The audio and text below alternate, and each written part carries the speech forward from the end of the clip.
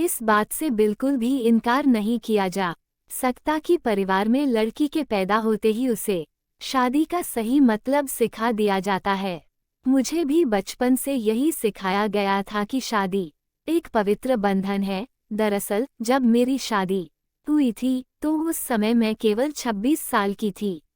अपनी शादी को लेकर मैं बहुत ज़्यादा एक्साइटेड थी। ऐसा इसलिए क्योंकि मुझे यकीन था कि मेरे माता पिता की तरह मेरा वैवाहिक जीवन भी काफ़ी अच्छा होगा। उन्होंने मेरे लिए एकदम सही इंसान चुना होगा जो मुझे हमेशा खुश रखेगा। लेकिन मैं नहीं जानती थी कि मेरी किस्मत में कुछ और ही लिखा था। शादी से पहले मैं अपने होने वाले पति से 1 से 2 बार ही मिली थी। वह काफ़ी शर्मीला और शिष्ट था। उसे देखकर मुझे यही लगा कि वह मेरे लिए एकदम परफेक्ट है। मैं अपने फैसले से काफ़ी ज़्यादा संतुष्ट थी। मेरे पिता ने भी मेरी शादी बहुत अच्छे से की थी। लेकिन शादी की पहली रात मेरे साथ कुछ ऐसा हुआ जिसने मेरी जिंदगी को बुरी तरह से हिलाकर रख दिया। सभी जानते हैं कि शादी की रात कितने मायने रखती है। मेरे पति अंदर आए बैठे और मुश्किल से कुछ मिनट ही मुझसे बात की। उन्होंने ये कहकर बात खत्म कर दी कि वह थक गए हैं। मैंने भी यही सोचा कि शादी की रस्मों के कारण थकान हो गई होगी, इसलिए मैंने भी इस बात पर ज़्यादा रिएक्ट नहीं किया। मेरी शादी को 1 सप्ताह बीत चुका था और मेरे पति ने मुझे अब तक छुआ तक नहीं था। मुझे कुछ अजीब सा लग रहा था, लेकिन मैं अपनी तरफ से पहल नहीं करना चाहती थी। लेकिन एक चीज़ जो मुझे बार बार परेशान कर रही थी वो ये कि उसे मेरे साथ फिजिकल होने में कोई दिलचस्पी क्यों नहीं थी। यही नहीं, जैसे जैसे समय बीतता गया उनके साथ रहकर मुझे ऐसा लगने लगा था वह मेरे पति बनने के बजाय दोस्त बना रहना ज़्यादा पसंद करते हैं। महीने बीतते गए वैसी मुझे हर रोज एक नई चीज़ का अनुभव होने लगा। लेकिन अब भी हमारे बीच न्यू कपल वाली फीलिंग नहीं थी। ऐसा लग रहा था कि शादी करना और इसे बनाए रखना उनकी मजबूरी बन गई थी। मैंने कभी उनसे शिकायत नहीं की, ऐसा इसलिए क्योंकि वो बेहद नेक दिल और दयालु इंसान था। मुझे उनके साथ किसी तरह की कोई दिक्कत नहीं थी, लेकिन इसके बाद भी मुझे लगता था कि मेरी शादी में कुछ कमी थी। हमारी शादी को 1 साल बीत गया और हमारे बीच छोटी सी बात को लेकर झगड़ा हो गया, जो वास्तव में गंभीर लड़ाई में बदल गया।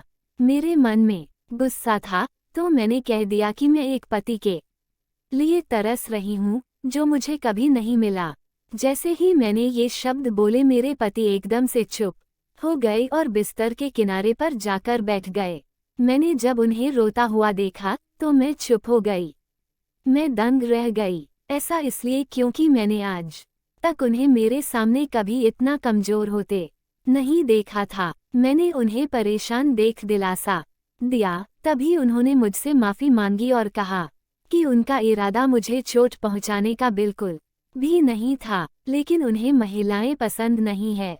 मैं कांपते हुए अपनी जगह पर खड़ी हो गई। उन्होंने कबूल किया कि वह समलैंगिक है। मैं कुछ समझ नहीं पा रही थी। मैंने फिर पूछा कि आप समलैंगिक हैं? तो उसने मेरी तरफ देखा और कुछ नहीं कहा। मैं यही सोच रही थी कि मेरी शादी बस एक दिखावा थी।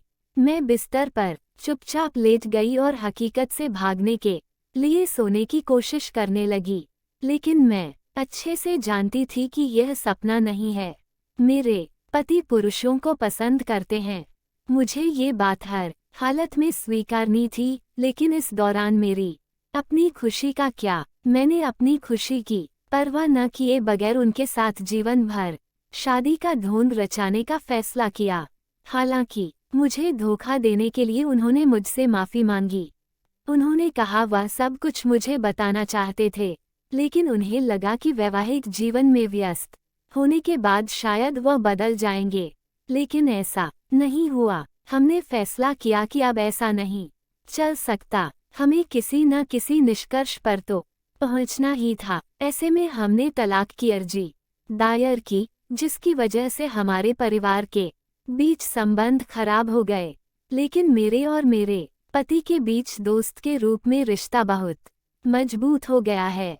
मैंने उन्हें समझा और उनकी भावना की कद्र की। वह चाहते थे कि मुझे ऐसा व्यक्ति मिले जिसके साथ मैं हमेशा खुश रहूं।